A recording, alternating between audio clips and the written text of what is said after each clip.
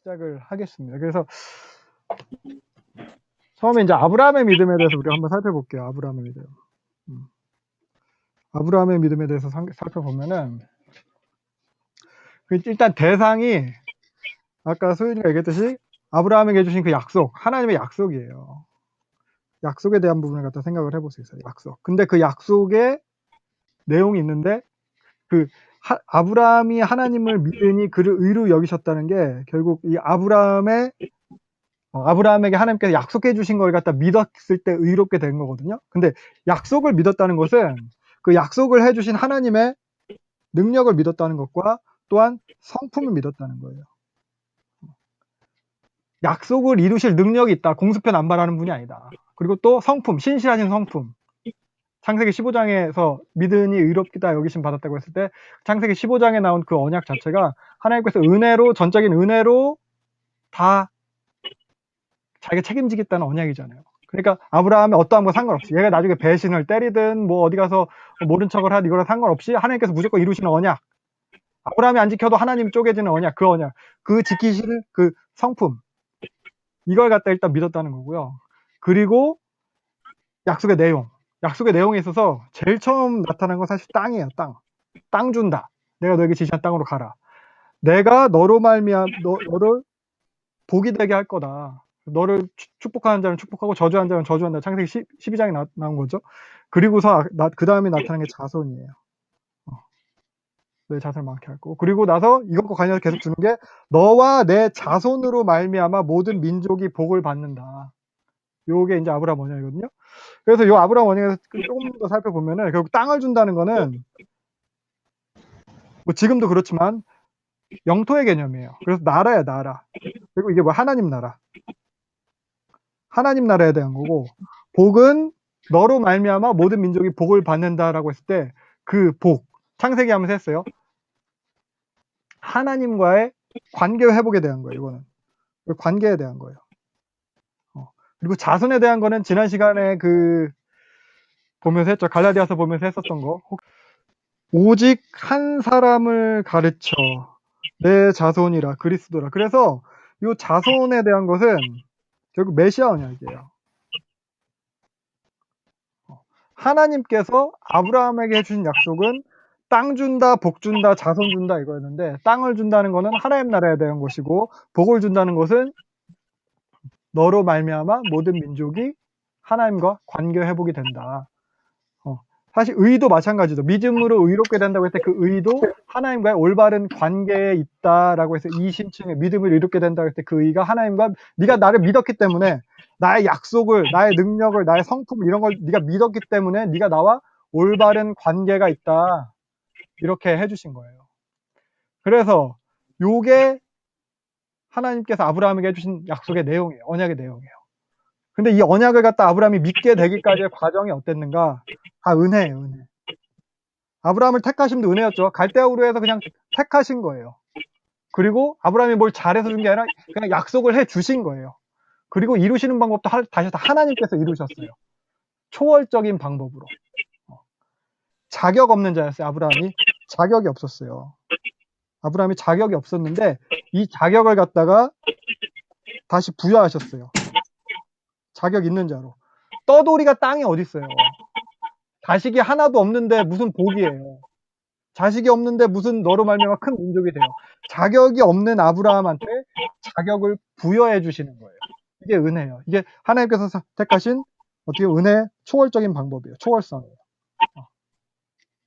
그래서 아브라함이 믿음으로 의롭다함을 받은 이것이 믿게끔 만드셨고 아브라함은 믿었고 그 믿은 걸 통해서 이 하나님의 약속과 능력과 성품을 믿은 걸 통해서 너 나랑 올바른 관계다.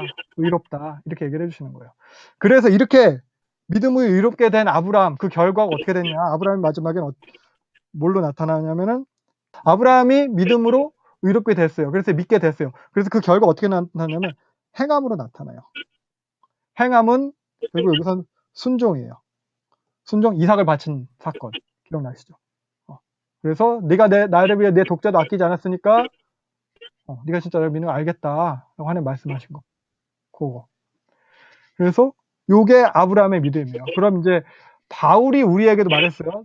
아브라함이 믿음으로 이렇게 된 것과 같이 우리도 믿음으로 이렇게 된다. 그래서 우리가 이신층이 우리가 믿음으로 이렇게 되는 그 내용 보면은 우리가 믿는 대상 우리는 기독교잖아요. 그리스도, 예수 그리스도예요. 그리스도예요.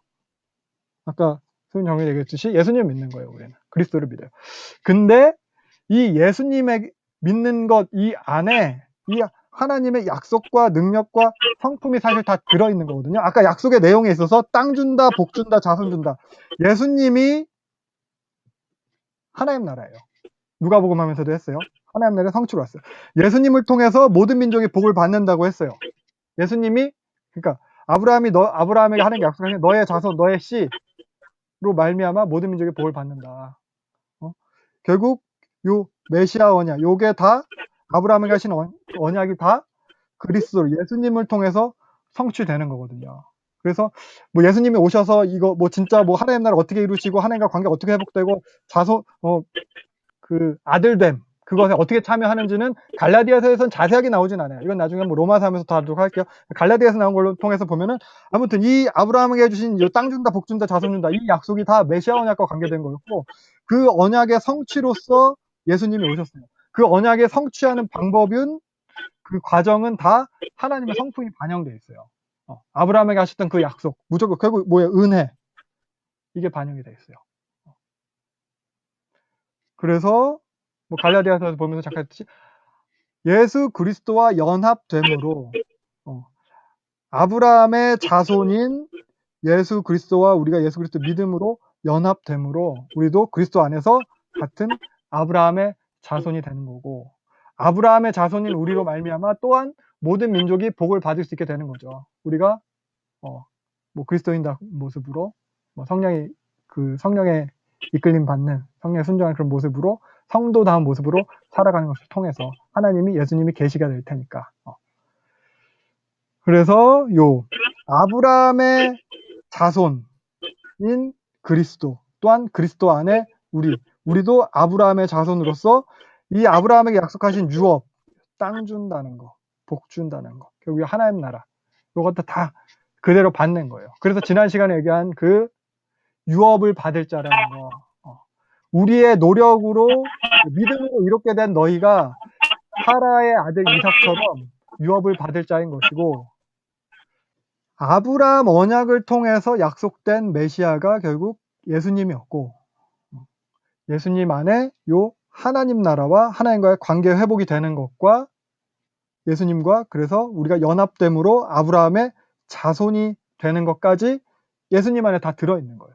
그래서 예수님을 믿는다는 것. 아브라함은 하나님을 믿었어요. 하나님의 약속하심을 믿었어요. 결국 그래서 아브라함이 하나님의 약속을 믿은 것, 우리가 예수를 믿는 것 다 여호와 하나님을 믿는 거예요. 하나님의 능력과 성품이 예수님 안에 다 들어있어요. 자격 없는 우리를 갖다가 자격 있는 자로 만드셨어요. 은혜로 모든 것을 하나님께서 다 하셨어요. 예수님의 우리가 그 예수님을 믿게 된 것도 하나님께서 우리를 택하시고 예수를 믿게 하시고 성령을 주시는 것도 다 은혜로 된 것이고 하나님께서 진짜 애를 낳지도 못할 사라가 생리가 끝났잖아요. 그 자격 없는 아브라함에게 자격을 주신 것처럼 우리도 아무런 자격이 없는 우리가 예수 그리스도 안에서 하나님과 이제 관계 회복이 되는 거죠. 그래서 하나님께서 아브라함에게 깨닫게 하신 거거든요. 자격 없음을 자신의 자격 없는 자를 깨닫게 하시고 그리고 그에게 초월적인 방법으로 이루셨듯이 우리도 갈라디아서에 의하면 율법에 의해서 우리는 자격 없는 자로 깨닫게 되는 거예요. 내 행함으로는 하나님과 올바른 관계에 들어갈 수 없구나. 의롭다 함을 받을 수 없구나. 그래서 자격 없는 자로 깨닫게 된 우리도 이제 결국 자격 없는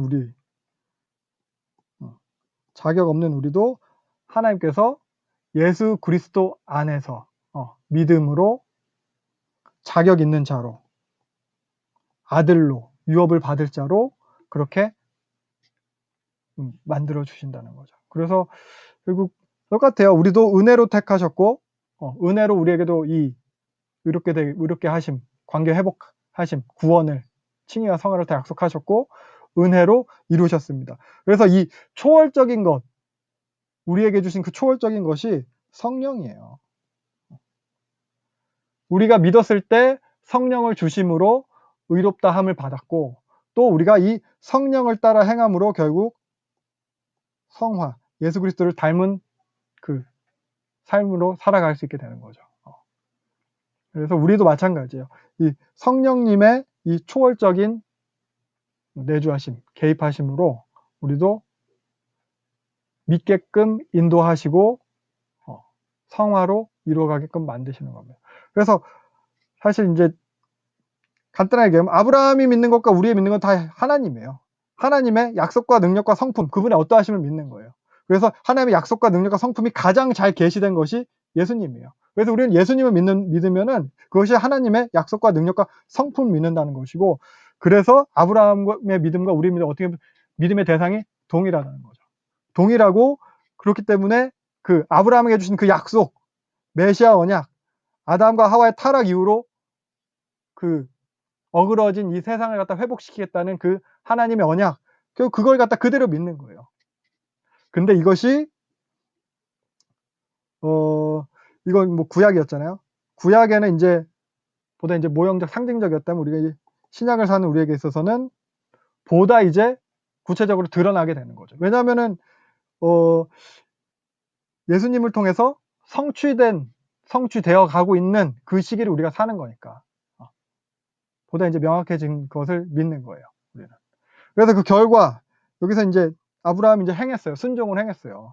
우리도 이 이신칭이 믿음으로 이롭게 된 우리가 은혜로 성령님의 인도를 받게 됨으로써 우리도 결국 이제 행함의 결과가 나타나게 되는 거예요.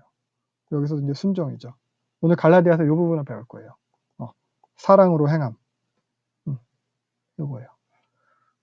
그래서 계속 보면 우리가 의롭다함을 받은 것, 아브라함도 마찬가지로 우리도 하나님과 올바른 관계로 회복된 것은 다 우리가 잘해서 뭐 대가를 준 게 아니고 하나님께서 그냥 약속해 주셨기 때문에 된 거예요. 그래서 은혜로 됐다고 얘기를 하는 거예요.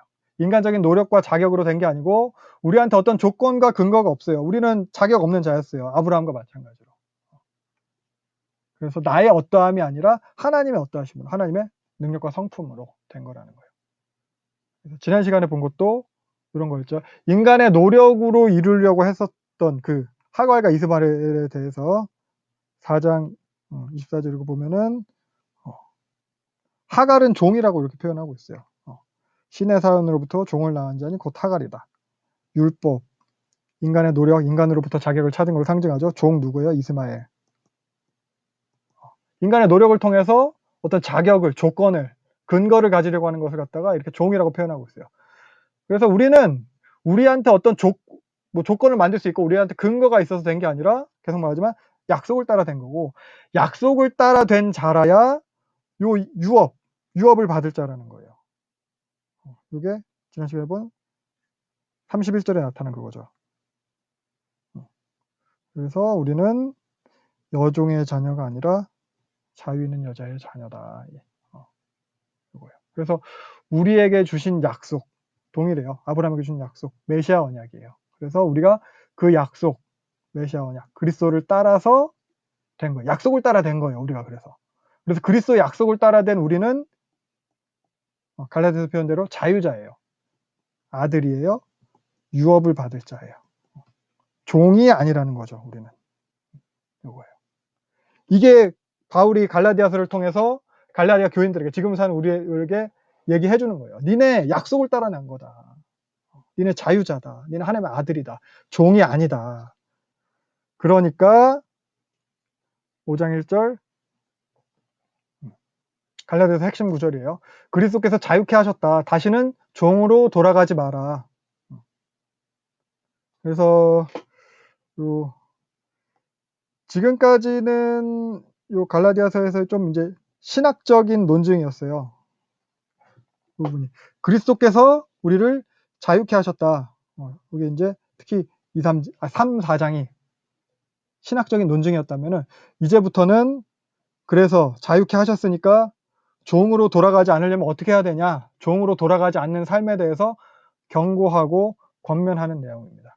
그래서 요 5장 1절이 전체 갈라디아서의 요약이라고 할 수 있겠어요. 그래서 앞부분과 뒷부분을 갖다가 다 포함하고 있거든요. 보면은 신학적인 명제가 있어요. 그리스도께서 우리에게 자유를 주셨다.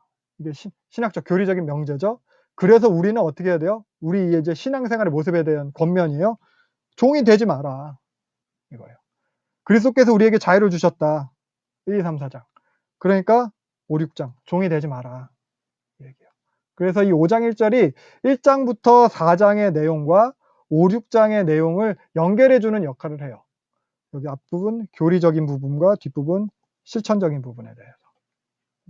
그래서 오늘은 5, 6장을 볼 건데 이 5, 6장의 구조를 좀 생각을 해보면 갈라디아서를 이렇게 크게 세 등분하는 거잖아요.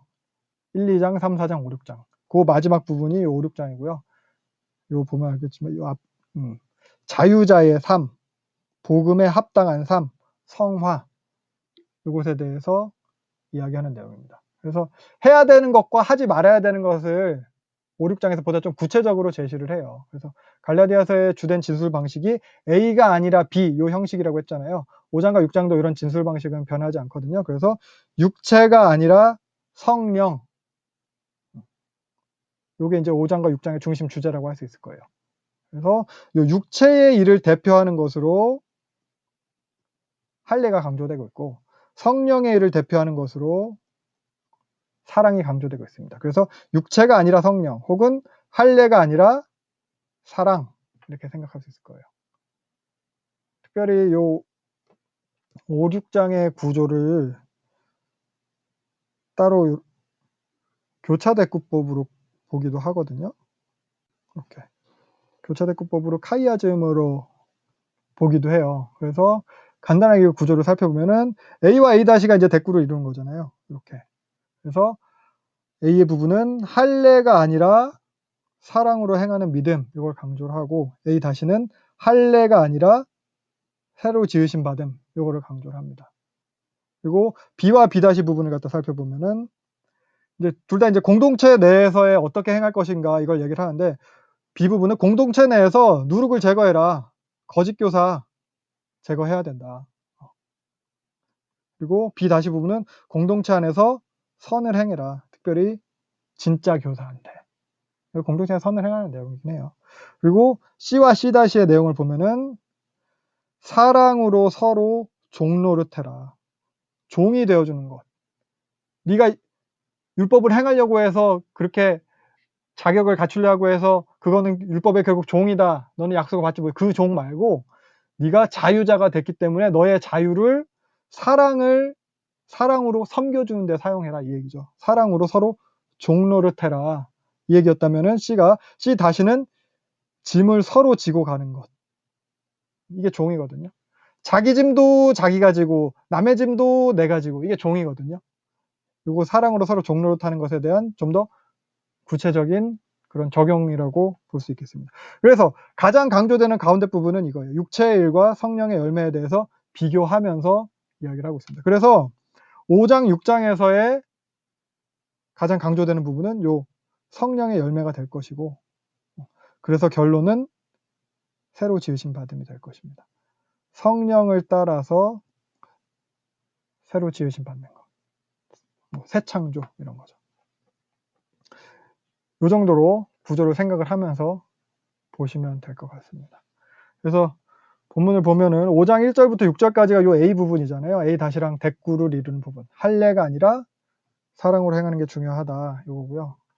그래서 5장 1절은 앞부분과 뒷부분을 연결해주는 갈라디아 핵심 구조이라고 했어요. 그래서 자유를 주셨으니까 다시는 종의 멍에를 매지 마라. 그거 지켜야 된다. 라는 얘기고. 그래서 이어서 보면 2절. 니네가 그렇게 다시 할례로 돌아가서 할례를 통해서 나한테 어떤 조건이나 근거를 가지고 그걸 가지고 하나님의 백성의 자격 조건을 가지려고 한다면은 할례를 통해 유업받은 자가 된다면은 예수님이 아무 소용이 없다는 거예요. 예수님이 아무 소용이 없다는 말이냐? 뭐 이렇게 물어보는 거예요. 그러니까 다른 어떤 뭐 할례뿐만 아니라 다른 어떤 종교적인 행위로서 그걸로 이제 근거를 가지려는 그런 행태.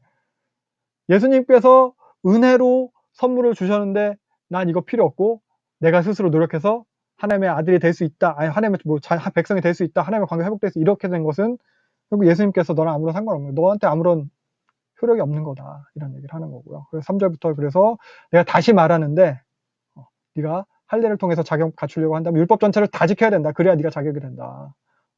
율법으로 하나님 백성이 되는 너희는 그리스도와 상관없고 은혜와도 상관없다. 4절. 구원 없다 이 소리예요. 율법 지키려고 이렇게 네 스스로 자격 만들려고 한 사람은 예수 그리스도와 상관없다. 구원 없다. 그래서 5절부터 보면은 그러나 우리는 성령을 통해서 믿음으로 하나님 백성 될 것을 바라면서 기다린다. 그리스도 예수 안에서는 그러니까 그리스도와 연합한 사람은 할례를 받든 안 받든 이게 아무런 상관이 없다는 거예요. 이미 연합이 돼가지고 아브라함의 자손으로 아브라함의 유업을 받은 자니까 내가 뭐 더 이상 뭐 하나님의 백성이 되고 유업을 받으려고 뭐 할 필요 없다. 그러니까 이런 식의 예를 들더라고요. 자가 호흡을 하는 우리처럼 일반인 정상인한테는 인공호흡기가 필요 없다는 거예요. 스스로 이미 다 호흡을 할 수 있는데 인공호흡기가 있어도 되고 없어도 되고 있으면 더 거추장스럽고 뭐 불필요하죠. 그런 거예요. 그것처럼 너희는 이미 예수 그리스도 안에서 의롭다 칭함을 받았고 아브라함 자손이 됐기 때문에 그런 할례 무할례 다 필요 없다는 거예요. 그래서 중요한 것은 사랑으로 표현되는 믿음이 중요하다. 사랑으로 역사하는 믿음. 사랑으로 힘있게 일어나는 믿음. 그러니까 야고보서의 행함 있는 믿음이랑 다르지 않은 개념이에요. 참 믿음. 사랑의 동기로 행하는 것. 사랑으로 행하는 이것으로 의롭게 될 소망을 기다린대요. 종말론적 완성을 기다리는 거예요. 그러니까 신분이 우리가 의롭게 됐어요. 신분은 의롭게 됐으나 우리의 수준은 아직 뭐 갈라디아서 뒤에서 보겠지만 육신의 소욕과 성령의 소욕이 싸우는 수준이잖아요. 그 수준도 온전하여질 것을 갖다 기다린다는 거예요. 우리의 동기도 우리의 행함도 온전하여지는 것을 기다린다는 거예요. 성화의 완성이죠. 영화죠. 뭘로? 사랑으로 역사하는 믿음을 통해서. 그래서 내면의 동기가 중요해요. 성령을 따라 행하는 것. 그러니까 사랑에서 기인한 것인가? 내가 행하는 이게. 아니면 내가 행하는 이게 똑같은 행함일 수 있어요. 다른 목적을 가지고 행하는 건가? 사랑의 동기냐 아니냐. 그러니까 같은 행함이라도 그 동기가 무엇이냐에 따라 지난 시간에 얘기했죠. 종이냐 유업을 받을 자냐. 똑같이 주인의 것, 똑같이 아버지의 일을 해요. 근데 그 동기가 뭐냐에 따라서 종이냐 유업을 받을 자냐. 그 신분에 따라서. 아무리 열심히 했어도 성령을 따라서 행한 것이 아니면은 종이래요. 유업이 없대요. 그러니까 어떤 동기를 하느냐가 중요합니다. 뭐 겉으로 입으로 표현 안 하더라도 내가 이렇게 신앙이 좋다. 이렇게 막 자랑하고 혹은 드러내려고 하는 것이라면 그런 식으로 내가 충분히 안수집사 할 만하다. 내가 뭐 교사 할 만하다. 이렇게 자격과 조건을 위한 것이라면 나의 다른 목적이 있을 수 있죠. 뭐 내가 이렇게 복 받을 만하다. 혹은 복 주세요. 뭐 이런 것처럼 그런 치성 혹은 연불 이런 거라면 네가 아무리 그렇게 열심히 신앙생활하고 아무리 신앙 좋은 것처럼 사람한테 보여 칭찬받아도 네가 하는 그런 사역이 아무리 성공적인 결과로 드러나도 너는 그리스도에게서 끊어지고 은혜에서 떨어진 자다 이렇게 얘기하는 거예요. 예수님께서 그렇게 고생하고 노력해서 십자가 지시고 해서 구원해 놨는데 우리는 또 그렇게 내 힘으로 열심히 노력하고 해서 구원에서 떨어져 나간 자가 된다는 거예요. 그러면서 7절 니네가 그동안 잘하고 있지 않았냐. 너희가 잘하고 있는데 그 진리를 못하게 막은 게 누구냐. 니네 그렇게 꼬시는 것은 니네 그렇게 꼬신 애들은 하나님으로부터 온 게 아니다. 누룩이라고 표현하고 있어요. 적은 누룩이 온덩이에 퍼지느니라. 그 누룩 다 퍼지기 전에 제거하라는 거예요. 그러면서 나는 너희가 10절 딴 생각 안 할 거 믿는다.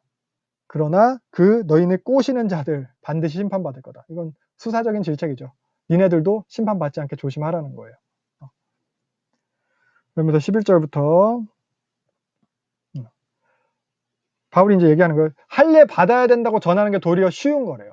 그거 할례 받아야 된다고 내가 지금까지 전하고 다녔으면 내가 지금 박해받을 일도 없었고 이 복음이 유대인들한테 거부될 일도 없었고 더 큰 부흥이 일어났을 거다. 근데 그게 옳은 거였으면 내가 진작에 했지. 내가 이 고생하고 있겠냐 뭐 이런 말이에요. 그러니까 니네 할례로 선동하고 혼란스럽게 하는 자들 12절 여기 스스로 배워버리는 거. 이게 무슨 말이냐면 고추 잘라라 이 소리예요. 할려 하는 거 그렇게 좋아하면 차라리 니네 그냥 거세해라 이 소리예요. 다른 번역본들도 참고하셔도 좋아요. 그래서 바울이 되게 과격하게 얘기하는 거예요. 그 정도로 강조하고 있는 거예요. 그냥 잘라버려라 니네 그럴 거면은. 그게 그렇게 니네 자랑이고 자격이 되면은. 그렇게 얘기하는 거예요. 그래서 13절 너희는 그게 아니라 자유를 위해 부르심을 입었다. 그러니까 니네가 그 자유를 방종의 기회로 삼지 말고 사랑으로 섬겨라. 그러니까 율법으로부터 할례로부터 자유하게 되었다고 육체의 정욕대로 맘대로 살아도 된다는 게 아니라는 거예요. 이러한 방종의 모습 또한 또 다른 측면에서 이제 종이죠. 죄의 종이 되는 거죠. 그래서 너에게 준 그 자유, 너에게 주어진 그 자유, 율법으로 자격 조건 만들지 않아도 되고 그 자유를 가지고 너에게 준 그 자유로 품위를 지키라는 거예요. 네 맘대로 사는 게 아니고 자유를 명예롭게 사용하라는 거예요. 뭐 구원파적인 모습, 이미 구원은 받았고 이제 내 욕심대로 살겠다 뭐 이게 아니고 사랑으로 섬겨라. 억지로 하는 게 아니라 사랑으로 되어주라는 거예요. 13절. 네가 종이니까 말 들어 이게 아니고 되어주라는 거예요. 자발적으로. 육체가 아니라 사랑으로. 그래서 14절 모든 율법의 완성이 이웃 사랑이에요. 야고보서도 요것을 갖다 이제 최고의 법이라고 얘기했죠. 내 이웃 사랑을 내모가 이게 최고의 법이다. 이게 모든 율법의 완성이에요. 그래서 사도 요한도 얘기했어요. 요한 1서에서 하나님을 사랑한다고 하면서 이웃을 사랑하지 않을 수 없다. 이웃 사랑이 최고의 법이에요. 하나님 사랑이 먼저 이웃 사랑이 나중 요게 아니에요. 같은 거예요. 예수님이 영생에 대해서 묻는 사람한테 사실 이웃 사랑의 계명을 더 강조하셔요. 하나님 사랑, 이웃 사랑 둘 다 말하든지 혹은 이웃 사랑만 말해요. 여기서 보면 이제 네가 영생에 들어가려면 생명에 들어가려면 계명들을 지켜라. 어느 계명이니까 예수님께서 얘기하는 거는 다 이웃 사랑과 관련된 계명이에요. 그래서 이것이 율법의 완성이에요. 하나님 사랑과 이웃 사랑이 따로 떨어져 있는 게 아니에요. 어떻게 보면 이웃 사랑이 하나님 사랑을 포함해요. 그래서 그러니까 15절 서로 사랑해라. 서로 다투면 다 같이 망한다.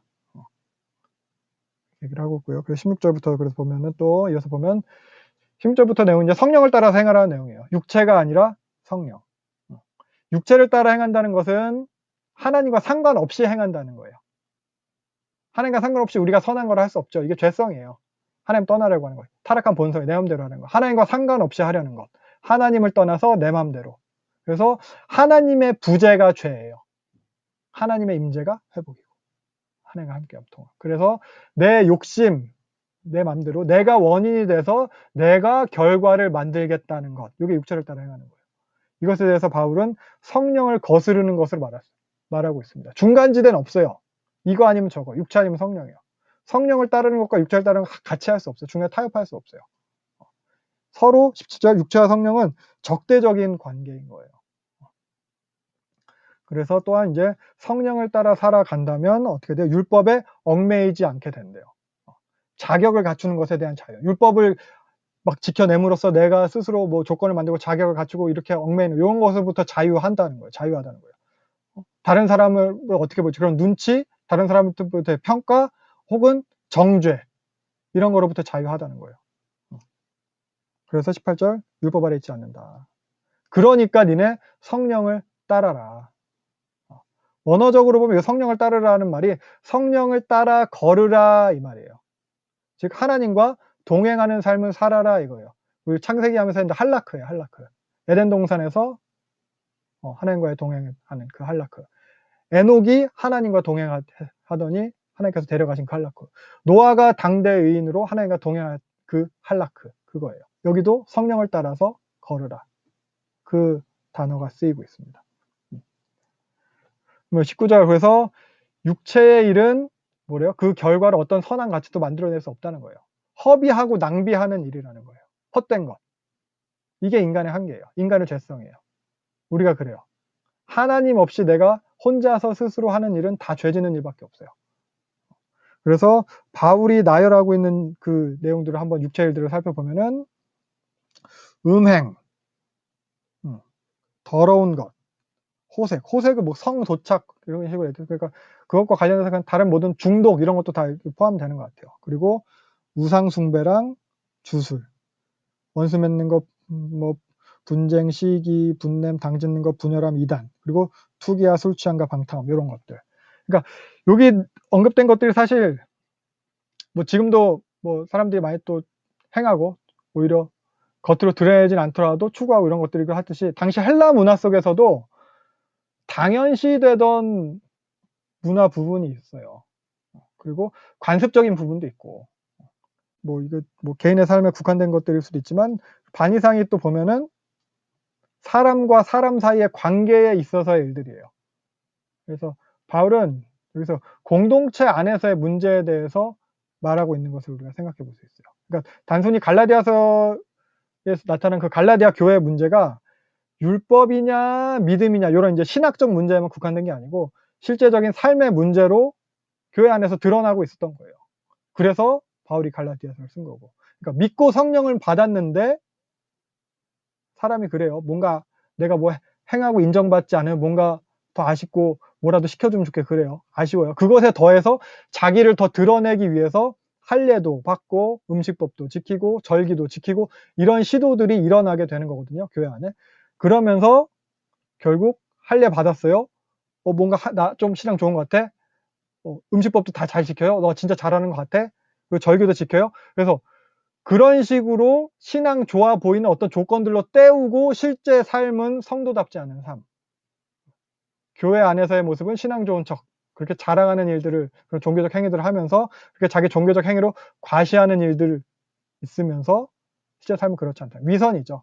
이게 헛된 자랑이고 그래서 다 헛된 영광이라는 거예요.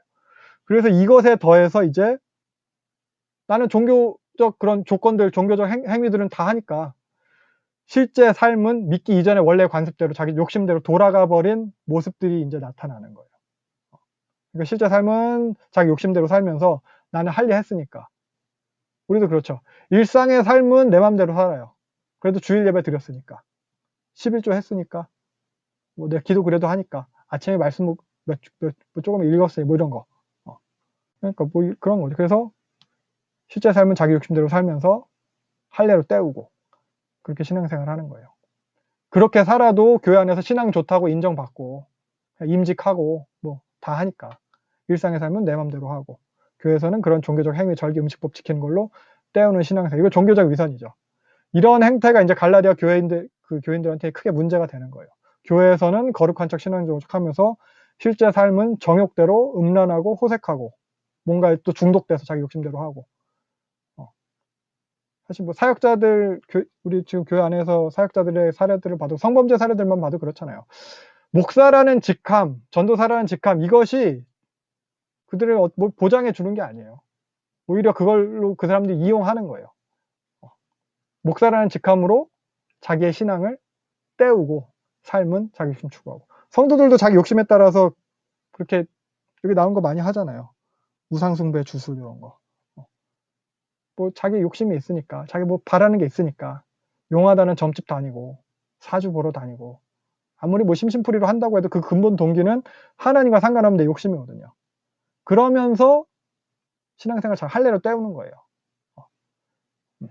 그런 교회에서 하는 뭐 시키는 거 뭐 필사하고 뭐 새벽기도 이런 걸로 신앙생활 좋다고 인정해 주니까 신앙생활 그렇게 하는 거죠. 할만하죠, 신앙생활 뭐 그렇게. 이러다 보니까 이렇게 세상적 기준과 가치를 추구하다 보니까 믿는 사람들 사이에도 서로 이제 시기하고 분내고 당짓고 원수 맺고 분열하게 되는 거예요. 그러면서도 할례만 하면 다 괜찮은 것인 것처럼 주일 성수로 때우고 헌금으로 때우고 뭐 축복기도 받았으니 그걸로 때우고 실제 삶은 여기 나타난 대로 술 취함과 방탕함으로 하나님과 상관없는 삶을 사는 거죠. 그런 종교 행위로 그냥 신앙 좋은 척, 자격이 되는 척, 문제 없는 척. 나중에 또 바울서신 더 보겠지만 고린도 교회에서도 이런 식의 이중적인 생활이 성도들 사이에서 막 만연해 있었어요. 문제가 되는 거예요. 그런 거. 그래서 이게 육체의 소욕을 추구하는 삶. 이것에 대해서 바울이 니네 21절 하나님 나라를 유업으로 받지 못한다. 이렇게 얘기하고 있어요.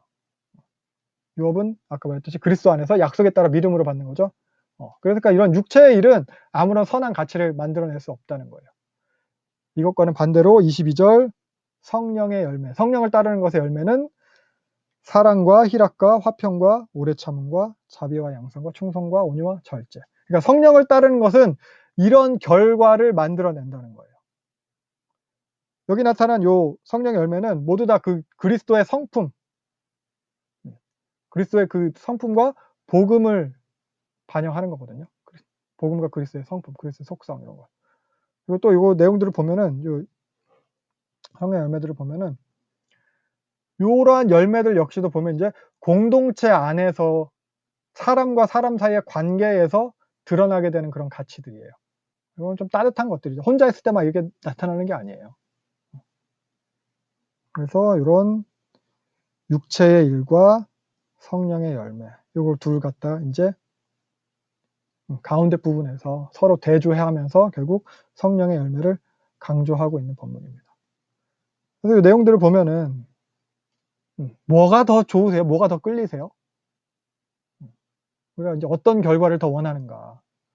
사실 이런 오래 참음이나 이런 절제나 이런 거보다는 뭐 이런 거 술 취함과 방탕함 이런 거를 더 원하고 있지는 않은지, 그냥 내 정욕대로 내 욕심대로의 결과를 원하고 있지는 않은지, 이런 자비나 뭐 온유 뭐 이런 거보다는 다른 사람에 대해서 내가 자랑하고 오히려 더 과시하고 드러나는 걸 좋아하지 않는지. 그래서 성령의 열매를 보면 요 열매들은 내 좋은 대로 이루어지는 그런 건 아니고, 소위 뭐 잘 되고 복 받고 내 기도한 대로 이루어지고 뭐 이런 것과는 별로 관계가 없어요. 내가 원하는 대로 다 이루어지고 부족함 없는 그런 행복한 상황에서 드러나는 이런 가치들이라기보다는 사실은 그것과는 반대되는, 어떻게 보면 좀 더 어렵고 힘들고 그런 상황에서 더 드러나게 되는 게 이 성령의 열매들이에요. 그런 것도 생각해 보시고, 그래서 이런 성령의 열매를 금지할 법이 없느니라 이렇게 얘기하고 있어요. 그러니까 성령을 따르면 당연히 이러한 결과가 나타난다는 거예요. 그러니까 사과나무에는 당연히 사과가 열리는 거잖아요. 사과나무에 배나 감 이런 게 열리는 게 아니고 사과나무에 당연히 사과가 열리듯이, 뭐 나무를 막 조작을 한다거나 뭐 나무를 훼손하지 않는 한 사과나무에 사과가 열릴 거거든요. 그러니까 성령을 따르면 당연히 이런 열매가 열린다는 거예요. 금지할 수 없대요. 그런데 여기서 그래서 중요한 것은 열매가 아니라 성령이 중요한 겁니다. 나무가 되어야 되는 거예요. 사과 나무가 되어서 사과를 열려야 되는 거예요. 나무. 그러니까 과일 장사가 돼가지고 그냥 과일을 막 수집하는, 막 이렇게 나랑 상관없이 그냥 과일만 잔뜩 사모으는 그런 수집가가 아니라 과일을 결실하는 나무가 돼야 되는 거예요. 성령의 열매를 결실하는 나무. 사실 이런 열매에만 집중하다 보면은 사랑, 희락, 화평, 오랜 참 이런 것도 이 열매에만 집중하다 보면 이게 또 그냥 율법이 돼요. 이게 또 내 자랑이 돼요. 아, 나 참았어. 나 자비해. 뭐 이렇게. 이게 또 내 자랑이 돼요. 그게 아니라 성령을 따르는 삶이 되는 거예요. 그래야 되는 거예요. 그래서 막 나 이런 거 했다고 해가지고 전봇대에 그냥 사과 갖다가 테이프로 붙여놓는다고 그게 사과나무 되는 게 아니잖아요. 사과를 아무리 갖다 많이 붙여놔도 나 사과 이렇게 많아 해도, 그것처럼 열매를 맺는, 스스로 열매를 맺는 나무가 돼야 되는 거예요. 그래서 성령을 따라 살아야 된다는 거예요. 욕심을 따라 살면서 겉으로만 이런 거 막 갖다 붙여놓지 말고 자연히 열매가 맺히도록. 물론 열매가 뭐 되게 크고 맛도 좋고 뭐 이럴 수도 있겠지만 잘고 막 작고 설 익을 수도 있어요. 그래도 대빵 큰 열매 갖다가 붙여놓는 게 아니라 작은 열매라도 내가 열매를 맺도록. 중요한 건 성령입니다. 그래서 24절 그리스도 예수의 사람들은, 예수에게 속한 사람들은 예수와 함께 십자가에 못 박힌 사람들. 그런 사람들은 정욕과 탐심을 십자가에 못 박은 거다. 정욕과 탐심과 상관없는 사람이란 뜻이에요. 정욕과 탐심에 영향을 받지 않는 사람이라는 거예요. 그래서 25절 우리가 성령으로 살면, 성령으로 행할지, 여기서 성령으로 살면이라는 것은 성령으로 생명을 얻었다는 거예요. 성령으로 살아간다 이게, 성령으로 우리가 생명을 얻었으면은 성령으로 행해라. 여기서 행할지니를 원어로 보면 행진하다라는 뜻이에요. 행진하라. 성령으로 행진해라. 뭔가 보다 적극적인 표현이에요. 성령 자체가 돼서 네가 살아가라. 성령으로 네가 생명을 얻었으니까.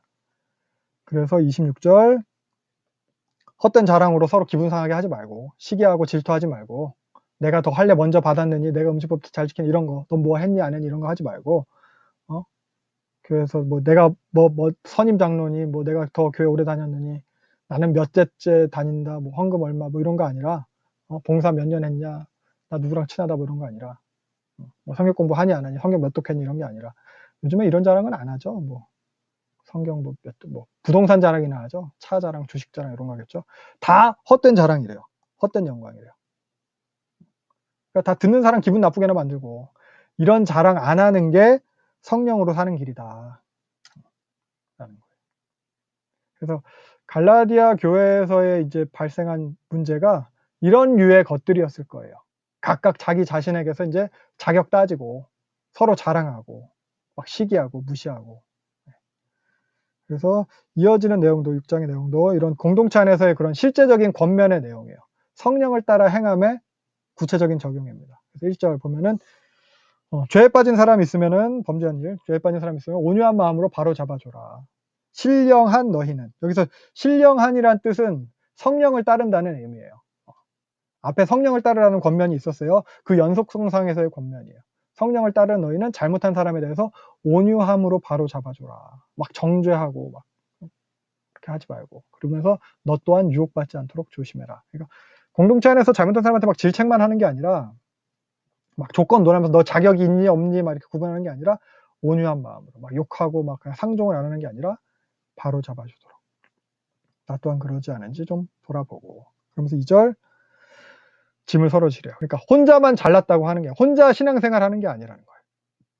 서로 짐을 져주는. 나 혼자 독야청청이 아니라 도와주라는 거예요. 함께 하라는 거예요. 그래서 짐을 지라는 거는 그 문제에 대해서 그냥 이게 맞아 이렇게 해결을 해줘 이게 뭐 이것만 이게 아니고 그 문제에 대해서 기다려주고 참아주는 것을 포함해요. 짐을 없애버리는 게 아니에요. 짐을 지는 거예요. 당장에 뿌리 뽑아서 해결하는 게 아니라 그 문제를 함께 감수해 가는 거예요. 불편함을 감수하는 거예요. 문제를 당장 내 마음대로 고쳐내는 게 아니라 문제를 지고 가는 거예요. 같이 서로. 이게 그리스도의 법을 성취함이에요. 저도 사실 어떻게 보면 저한테 제일 부족한 거죠. 성격이 그래서 제가 막 답답해하고 왜 이걸 모르냐 못하냐 막 이런 것들이 많은데 그게 아니고 그게 제가 져야 될 짐인 거죠. 그 답답함을 견디고 기다리고 참고 웃어주고 이런 거. 요게 그리스도의 법을 성취함이래요. 짐을 나눠주는 거. 그래서 예수님이 그러셨죠. 예수님은 짐을 나눠지는 정도가 아니라 다 가져가셨어요. 혼자 다 참으시고 다 감수하시고 혼자 다 지고 가셨다는 거예요. 그리스도의 법. 사랑이에요. 짐을 대신 져주는 것. 요걸 통해서 사랑을 실천하라는 거죠. 그래서 어쨌든 요 C와 C-가 서로 대꾸를 이루는 겁니다. 사랑으로 서로 종로를 타는 것, 짐을 서로 져주는 것, 대꾸를 이루고 있습니다. 여기서 보면은 근데 2절에 짐을 서로 지라해서 이 짐과 5절에서 나타난 각자의 자기 짐을 지라해서의 짐이 헬라어 원어가 서로 달라요.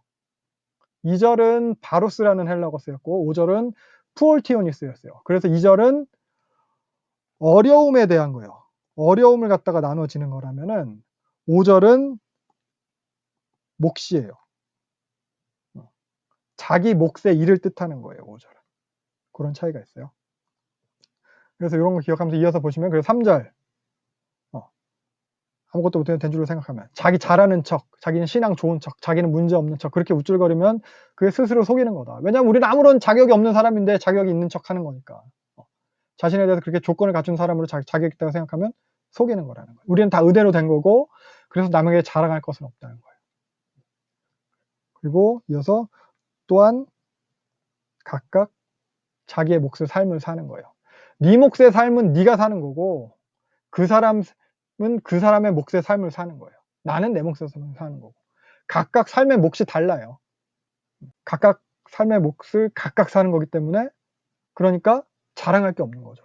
그러니까 자랑을 자기한테 하는 거예요. 자기 몫이랑 똑같은 몫의 삶을 사는 사람이 이 세상에 없어요. 그러니까 비교 대상이 안 되는 거예요. 자랑이 성립할 수 없는 거예요. 쉽게 말하면 출발선이 다른 거예요. 금수저냐 흑수저냐.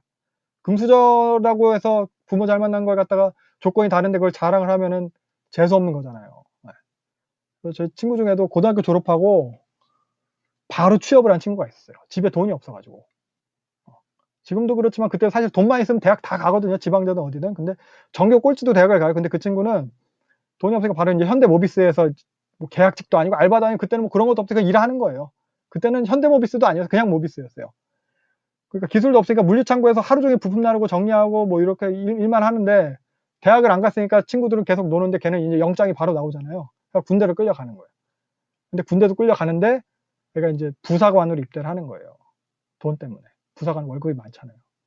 근데 남들은 한 달이라도 군대 줄이려는 판에 걔는 이제 3년을 하러 들어가는 거예요. 거기서 돈 벌려고. 저는 대학 생활하면서 신나게 놀았죠. 제가 이 친구 앞에서 대학 간 거 너네 대학 안 가서 그 고생이냐 이렇게 자랑할 수 있겠어요? 대학 가서 난 장학금 탔다고 너네 대학도 안 갔냐고 뭐 그럴 수 있는 게 아니잖아요. 그것처럼 각자의 몫이 있는 거예요. 물론 이 친구는 지금 결혼해가지고 되게 애들 3남매 낳고 잘 살아요. 이 친구도. 지금 뭐 상사 달고 원사 달라고 해요. 지금 자기 형 대학원 공부까지 시켰어요. 저보다 잘 지내요. 이제는 그 친구가 이제 땅 보러 다닌다고 막 자랑할 판이에요. 그러니까 각자 자신의 몫의 삶이 있는 것 같아요. 겸손해야 되는 거죠. 신앙생활도 마찬가지예요. 우리가 내가 신앙 좋은 것에 대해서 내가 사실 자랑할 수 없어요. 뭐 새벽일 나가는 사람 앞에서 나는 새벽기도 개근이다 메달 받았다 이렇게 자랑하는 게 말이 안 되는 거잖아요. 사실 뭐 돈 걱정 없고 뭐 시간 많아서 하는 교회 봉사인데 그렇게 뭐 난 부족함이 없어서 뭐 그렇게 해서 한 임직인데 그런 걸 자랑할 게 없다는 거예요. 나 이렇게 많이 봉사한다고 헌금 많이 했다고 내가 권사라고 장로라고 자랑할 게 없다는 거예요. 자기 혼자 스스로한테나 대견하게 여기는 거예요. 4절 남에게는 자랑할 게 없다는 거예요. 그래서 자기 몫의 삶을 사는 거예요. 겸손해야 되는 거예요. 아무것도 아니면서 자기가 자격 있는 척 내가 잘해 이렇게 된 척 권리를 행사하려고 하고 우쭐거리고 그런 것은 스스로 속임이라고 말하고 있습니다. 네. 그래서 6절부터 보면 또 6절부터 10절까지는 요 B 부분과 대꾸를 이루는 거죠. 아까 공동체에서 그 거짓 교사들 잘라버려라. 이거. 여기랑 대꾸를 이루는 부분이라고 할 수 있겠습니다. 그래서 공동체 안에서 선한 일, 좋은 것을 함께 나누라는 거예요. 선을 베풀라는 거예요. 특별히 6절 말씀을 가르치는 사람한테. 그러니까 말씀을 배우는 사람은 가르치는 사람이랑 모든 좋은 것을 함께 해야 된다고 권면하고 있어요. 이게 뭐 바울 자신에 대한 것일 수 있어요. 혹은 바울이 그 교회에 세우고 온 그 장로들, 교회 지도자들일 거예요. 이 당시는 아직 뭐 장로 이외의 직분들이 막 그렇게 제대로 뭐 체계적으로 생겨 있진 않았을 시기거든요. 그러니까 뭐 교사나 목사나 감독이나 이런 명칭은 없어요. 그래서 여기도 그냥 가르치는 사람, 가르치는 자라는 거예요. 그러니까 가르치는 자. 우리로 치자면은 교회에서 이제 말씀을 담당하는 교육자들이 될 거예요. 교회 뭐 담임 목사님, 뭐 교육자들 이런 사람들 가르침을 받게 되는 거죠. 그분들한테 가르침 잘 받고 계신가요? 그래서 말씀을 잘 배우시고 그 가르침을 받는 자는 그 가르치는 자와 모든 좋은 것을 함께 나누어야 된다고 하고 있습니다. 예수님도 사실 이런 것과랑 같은 맥락의 말씀들을 하셨어요. 보면은 일꾼이 그 삭을 받는 것이 마땅하다. 바울도 이것에 대해서 당연한 거라고 계속 이야기를 합니다. 고린전서에서 보면은 신령한 것, 복음, 예수님에 대해서 하나님한테 가르쳤으니까 너희가 육적인 것, 물질적인 것을 거두는 것이 심한 게 아니다. 그리고 여기 보면은 디모데전서에도 잘 다스리는 장로들은 더 많이 존경해라. 특히 말씀과 가르침에 수고하는 일들한테는 더욱 그렇게 해라. 그래서 이 부분은 아까 봤듯이 요 거짓 교사들한테 어떻게 해야 되는가, 그리고 진짜 교사들한테는 어떻게 해야 되는가, 요 B 부분이 서로 대꾸를 이루는 내용으로 생각해 볼 수 있고요. 그러면서 이어서 7절, 그래서 하나님은 다 아신다. 그래서 속이지 마라. 사람이 심은 대로 거둔다. 그러니까 종교적 그런 위선 떨지 말라는 거죠. 자기 육체를 위해서 욕심대로 그렇게 밭갈고 심고 가꾸고 그렇게 관리하면은 육체에 썩어질 그런 헛된 결과를 얻게 되고, 성령을 위하여 심는 자, 성령에 대해서 관심 가지고 성령을 위해서 가꾸고 시간 들이고 심고 관리하는 자는 성령으로부터 영생을 얻는데요. 그래서 앞장에서부터 계속 말한 육체의 일과 성령의 열매에 대한 결론이라고 볼 수 있을 거예요. 하나님과 상관없이 자기 욕심대로 추구하는 것, 그것으로는 하나님 나라를 유업으로 받을 수 없고, 위선적인 종교 행위, 그런 자기 자랑, 자기 드러내려고 하는 거, 그런 걸로는 썩어질 것을 거둔다는 거예요. 성령을 행하는 자라야, 성령을 따라 행하는 자라야 영생을 거둔다는 말입니다. 그러니까 9절, 낙심하지 말고 올바른 것을 갖다가 행하래요. 포기하지 않으면 때가 이르면 거둔다. 뭘 거둔다는 거예요? 착한 일 했으니까 복 받는다, 뭐 로또 된다, 아파트, 그게 아니라 자식 잘 된다, 그것도 아니죠. 영생이에요. 포기하지 않으면 때가 되면 영생을 거둔다는 거죠. 내가 이렇게 공덕을 쌓았으니까 내 가족이 잘 되고 뭐가 잘 되고 뭐 그런 것도 있겠죠. 근데 여기서 바울이 약속하는 것은 영생입니다. 육체를 위해서 심으면 육체로부터 썩어질 것을 거둔대요. 네, 그러면서 10절, 그래서 기회 있는 대로 모든 사람들에게 착한 일, 좋은 일, 탁월한 일을 해라. 여기서의 좋은, 착한 같은 단어예요. 여기서의 선은 또 서로 얘네랑 다른 단어예요. 선은 올바르게 행하라는 거고, 여기서 좋은 것은 탁월한 것, 여기서 착한 것도 탁월한 것, 뛰어난 것, 막 이런 거, 이런 의미예요. 그러면서 믿음의 가정들에게 더해라. 교회 공동체 내에서 서로 돌보라는 얘기죠. 그래서 가장 강조되는 것은 요겁니다.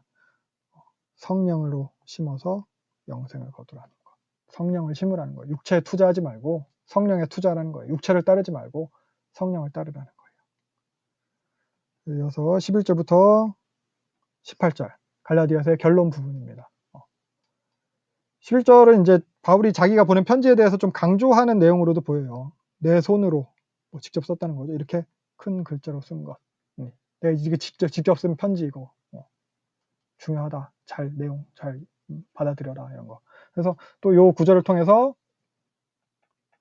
내 손으로 이렇게 직접 썼다는 거 봐요. 바울이 그 당시 편지들은 사실 대부분 다 대피를 했거든요.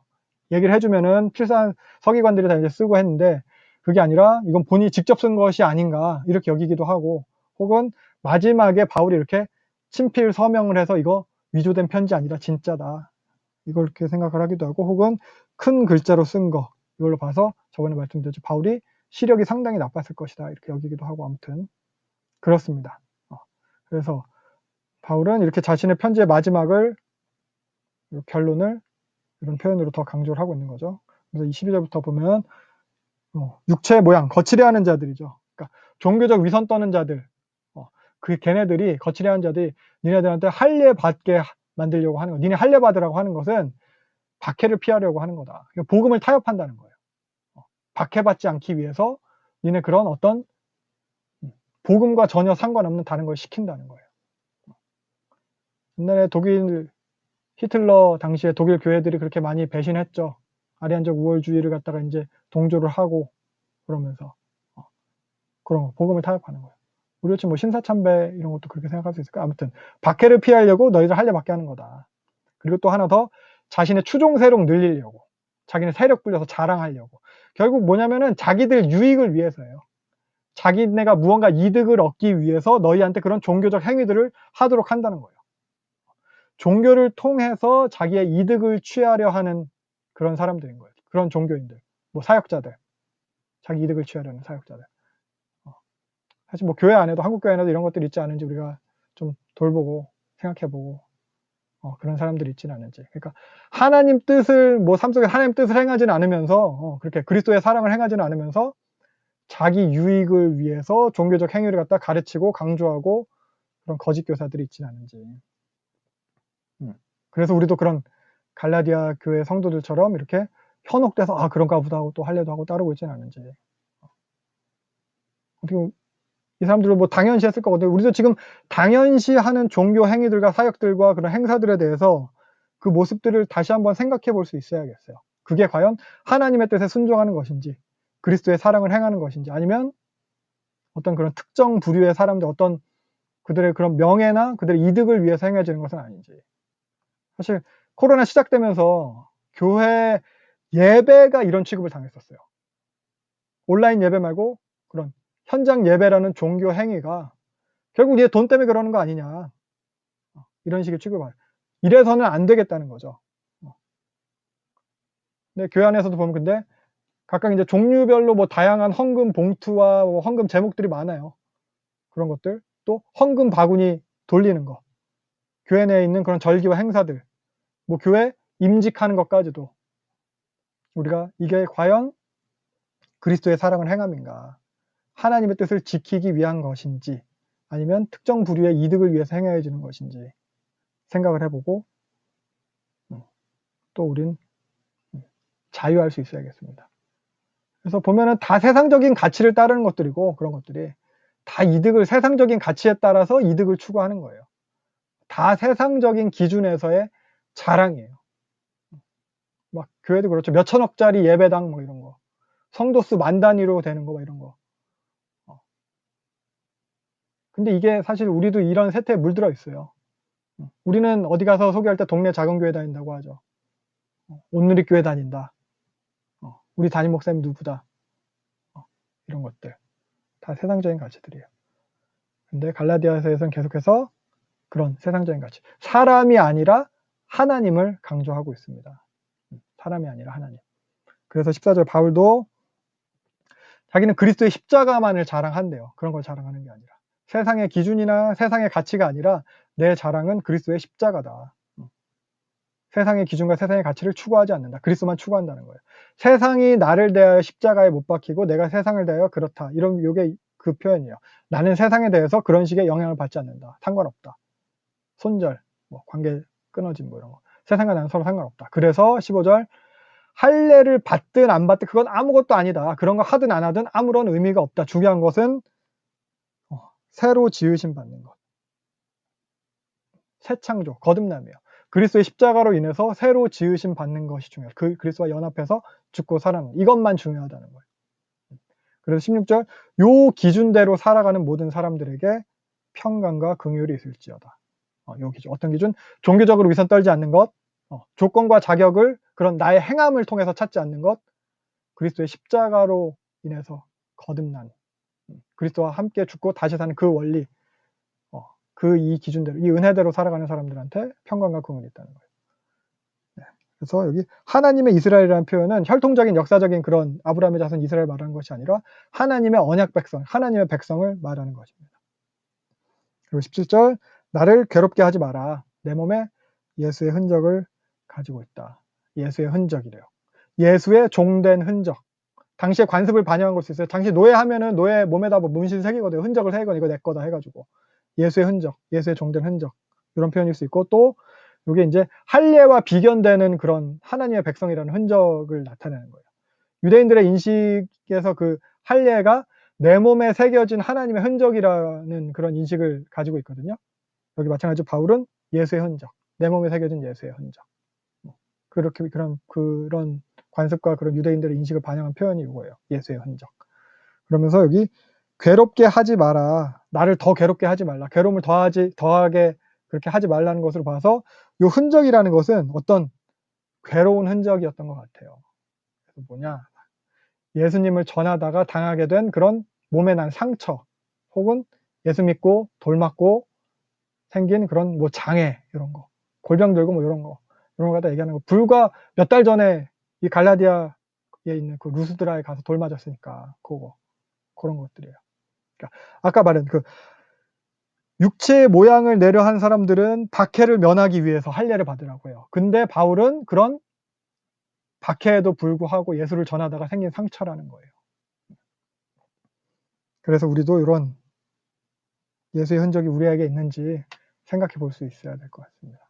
우리는 어떤가? 예수 믿는다고 핍박이 두려워서 타협한 그런 흔적이 많은지, 아니면 예수 믿음을 해서 그런 핍박당하고 손해보고 몸에든 마음에든 그렇게 상처받은 삶을 통해서 우리에게 그런 흔적이 많은지, 예수님한테 생긴 흔적, 이게 내 삶이 예수와 상관이 있다는 거예요.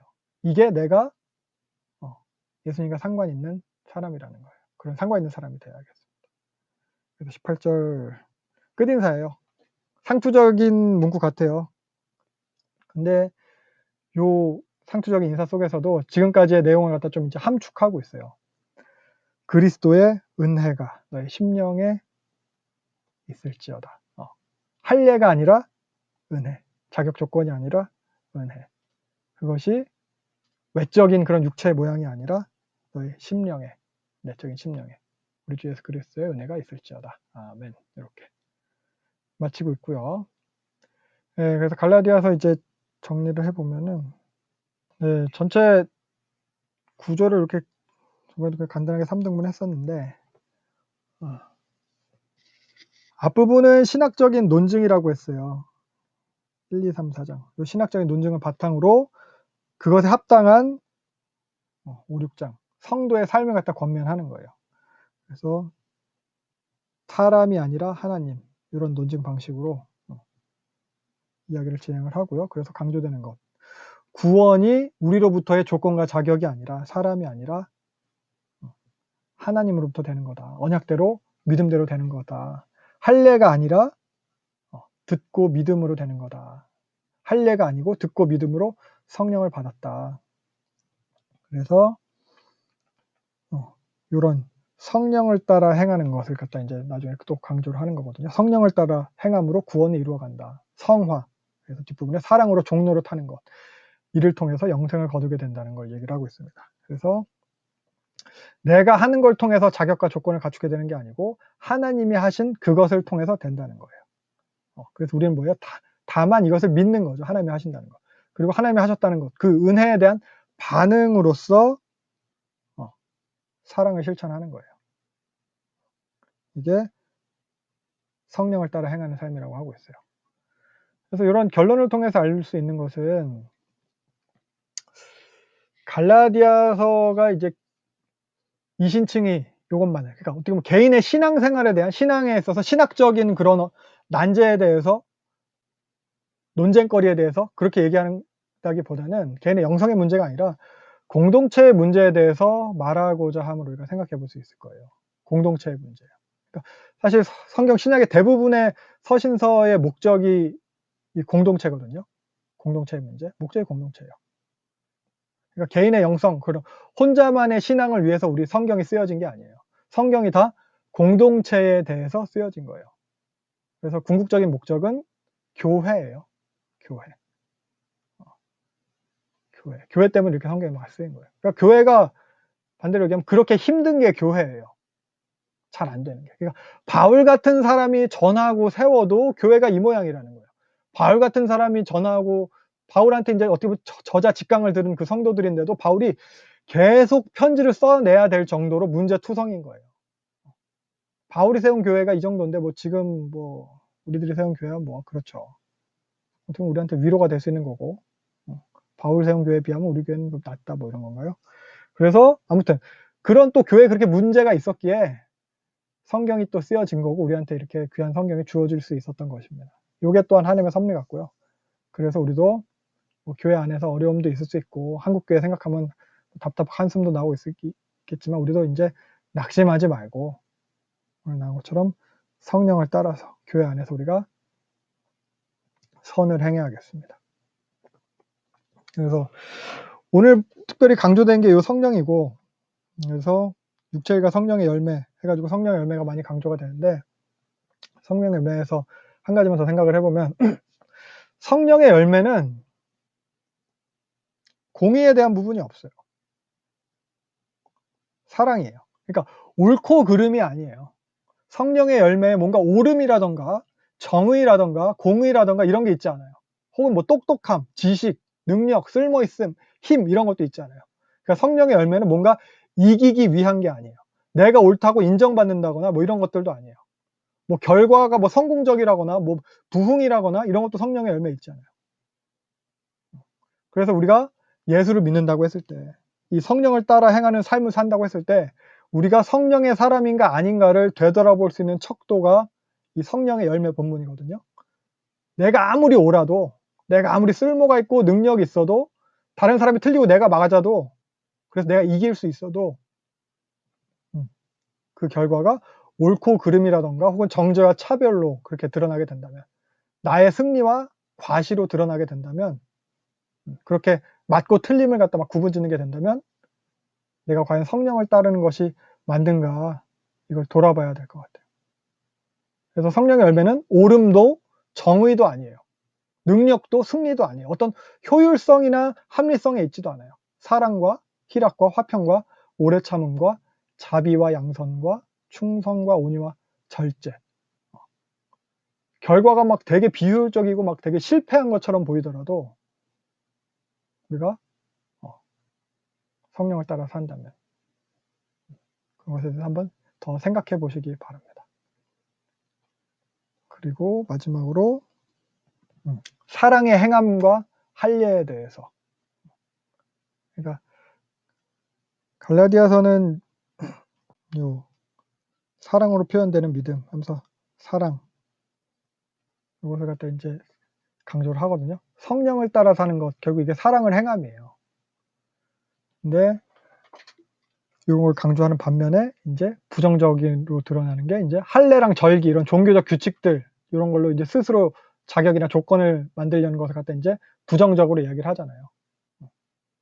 물론 이런 종교적 조건들뿐만 아니라 다른 그 어떤 뭐 도덕적인 행함도 우리를 그렇게 자격 갖춘 자로 만들어 주진 못하거든요. 그래서 사랑의 행함과 할례에 대해서 갈라디아서에서 얘기하는 것도 생각을 해보면은 우리가 이제 신앙생활하면서 추구해야 될 게 종교적인 규칙들을 갖다 수행해내는 걸 추구하는 게 아니어야 된다는 거죠. 그러니까 교회에서 뭐 제시하는 것들이 있어요. 우리 스스로도 뭐 정해놓은 종교적인 어떤 규칙들 뭐 그런 게 있을 거예요. 스스로에게 정한 것이든 뭐든. 근데 그것보다도 성령을 따라서 사랑을 행하는 것을 추구해야 된다는 거죠. 그래서 우리에게 있어서의 기준은 종교적인 규칙들의 준수가 아니라 사랑을 행하는 것이어야 되는 겁니다. 그래서 뭐 실제 삶은 우리가 이제 성령을 따르지 않으면서도 그렇게 뭐 사랑의 행함은 없으면서도 얼마든지 신앙생활을 할 수 있거든요. 주일 성수하는 거, 뭐 11조 내는 거, 새벽 기도하는 거 얼마든지 할 수 있어요. 하나님 생각 안 하면서. 열정적으로도 할 수 있어요. 근데 갈라디아서는 이런 것으로부터 이제 유업을 받는 게 아니라고 이야기하고 있습니다. 성령을 따라 사랑을 행하는 것을 강조합니다. 그래서 우리의 추구함도 이것이어야 될 거고, 교회의 추구도 이런 것이어야 돼요. 사랑을 행하는 것. 근데 교회에서 제시하는 기준들은 어떤 것에 있는가, 무엇에서 집착하나. 쉽게 말해서 임직할 때, 안수집사, 권사, 장로 임직할 때 그 기준을 보면은 어떻게 보면 그 기준들은 다 종교적인 규칙들이에요. 사랑을 행함과는 별개예요. 주일 성수, 뭐 11조, 교회 봉사 뭐 이런 것들이고. 그래서 성령을 따라 행하지 않아도 목사도 할 수 있고 사실 장로도 할 수 있어요. 근데 주일 성수 안 하는 목사는 생각해 볼 수도 없죠. 11조 안 하는 장로는 사실 없을 거예요.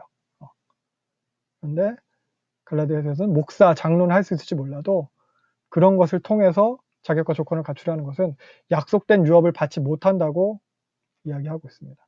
그래서 우리가 그런 것을 행함에 있어서 감투로서 어떤 그런 임직도 마찬가지 조건과 자격으로서 내가 이렇게 막 하는 것이 아니라 내가 섬길 수 있음을 감사하는, 그러니까 은혜 받은 것에 대한 반응으로서 감사함으로 할 수 있어야 된다는 거죠. 종교적 행위로서 그런 자랑과 자격을 따지는 것이 아니라 은혜에 대한 반응으로서 표현되어지는 것, 그렇게 될 수 있도록. 그래서 무엇보다 공동체 안에서 그런 서로의 관계 속에서 사랑으로 표현되어지는 것. 종교적 행위로 표현되어지는 게 아니라 우리의 믿음이 그 은혜에 대한 반응이 사랑으로 표현되어져야겠습니다. 그래서 핵심은 결국 성령을 따라 행하는 거예요. 우리 마음 가운데 성령의 소욕과 육체의 소욕이 이렇게 계속 싸우는데 사실 우리도 알잖아요. 이미 우리 마음속에 이제 두 마음이 있는 걸 알고 있어요. 근데 우리가 그 안에서 우리가 이제 성령을 패하지 말아야 되는, 성령을 무시하지 말아야 되는 거예요. 우리 마음 가운데 그렇게 내주하시는 성령님한테 민감해서 성령과 교제하면서 더욱 친밀해지고, 그래서 억지로 하는 것이 아니라 인격적으로 그 성령을 따라서 살면 되겠습니다. 사랑으로 서로 종노릇하는 것, 그게 성화의 과정이에요. 종이에요. 기꺼이 종이 되어주는 사랑. 내가 드러나기 위해서 하는 게 아니고 뭐 관계가 더 풍성하게 잘 되기 위함도 아니고 내가 인정받고 칭찬받기 위함도 아니고 내가 뭐 받아들여지고 뭐 용서받고 이런 것도 아니고 단지 그냥 그 사랑의 행위를 통해서 성령의 열매가 나타나는 것이고, 그리고 더 나아가서 그게 나 자신의 성화와 구원과 관련된 일이라는 겁니다. 그래서 아무리 선한 일도 육체를 따라 행하면 육체에 썩어질 열매가 열린다고 이야기해요. 구원이 없대요. 이게 제 말이 아니고 갈라디아서의 말씀이고, 어떻게 또 보면은 저번에 봤던 야고보서의 말씀이고, 이게 또 성경과 하나님께서 이렇게 말씀하고 계시는 겁니다. 네. 예, 그래서 갈라디아서 이렇게 마치면 될 것 같고요. 이 갈라디아서 쓴 다음에 갈라디아 교회의 그 성도들은 어떻게 됐을까요? 바울 말대로 잘 듣고 따랐을까요? 아니면은 뭐 편지 이따위로 썼다고 화딱지 난다고 다 자기 멋대로 살았을까요? 고린도전서 16장 1절을 보면은 바울이 이제 고린도 교회 편지를 쓰면서 갈라디아 교회의 예를 들어요. 갈라디아 교회에 명한 것 같이 너희도 그렇게 해라. 헌금 내라. 구정금 내라. 갈라디아 사람들이 이제 바울의 말을 그 이후에 잘 들었던 것 같아요. 이후에 요 편지 이후에 갈라디아서 이후에 복음을 바르게 잘 믿고 성령을 따라서 잘 행했던 것 같아요. 바울과의 관계도 잘 지속이 됐을 거고. 네. 그래서 마찬가지로 우리도 갈라디아서 봤으니까 우리도 이제 복음을 바르게 믿고 성령을 따라서 이제 그리스도 안에서 이렇게 사랑을 행하고 참된 자유함을 누리는 자유자가 되시기 바랍니다. 네. 요 정도로 오늘 마무리하면 될 것 같습니다.